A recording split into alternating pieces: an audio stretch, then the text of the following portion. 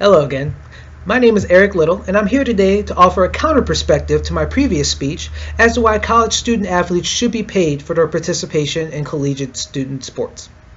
Now, this is a hotly debated topic in this country today, and even though I personally feel that college athletes should be paid, I'm going to give you a couple of views from the other side of the debate.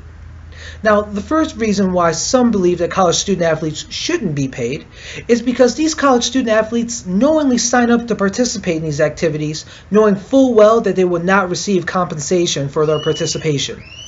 Now, the next reason many believe that college student athletes shouldn't be paid is because many feel that a free college education is more than enough payment as is. Now, the last reason why many feel that college student athletes shouldn't be paid is because it would open the floodgates for a slew of problems that universities will have to face in terms of being fair to all other students on the campus. Now, the first reason why many believe that college student athletes shouldn't be paid is because the students knowingly sign up to participate in these sports, knowing full well they won't be compensated for their participation.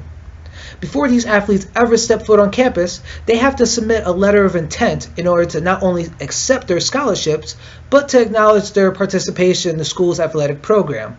It's more or less a contract that the student enters into with the school that acknowledges that they will not be receiving payment for their participation.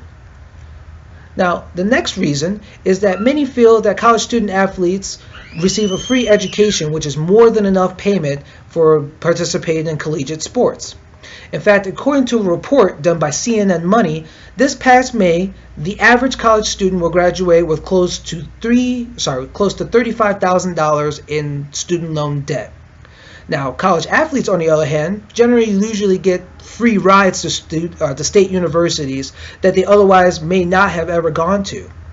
According to the NCAA's website, more than 150,000 student athletes receive $2.4 billion in athletic scholarships every year from the NCAA.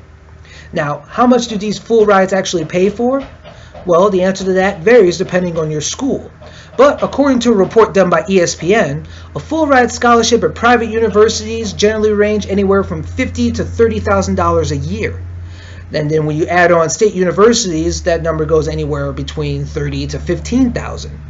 So while students may not actually ever see that money in their bank accounts, it's still money that buys them an education that they otherwise would not have been able to pay for. Now, the final reason that many feel that college student athletes should not be paid is because if colleges started paying student athletes, it would open up this floodgates on a slew of problems that the university would have to face regarding fairness to other students. For example, how would you decide which sports get paid and which ones don't?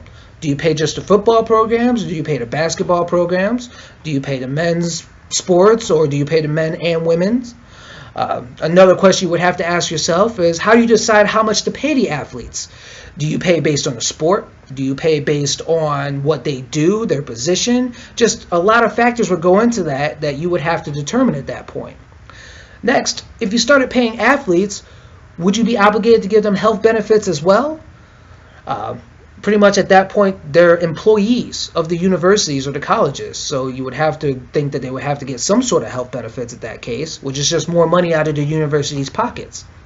Next, if you're paying these athletes, do you stop giving them their full ride scholarships, or do you keep giving them the full ride scholarships?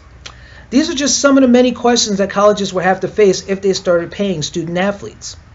So in conclusion, many feel that college student athletes should not receive college payment because college students knowingly sign up to these universities to participate in these activities, knowing full well that they won't be paid.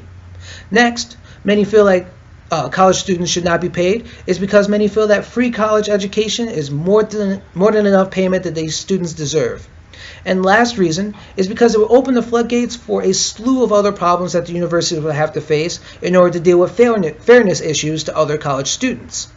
These are just some of the reasons some feel that college student athletes shouldn't be paid, but there are more out there. I personally feel that college student athletes should be paid. And now that I've presented both sides of the argument, I hope you agree as well. Thank you very much, and you have a great day.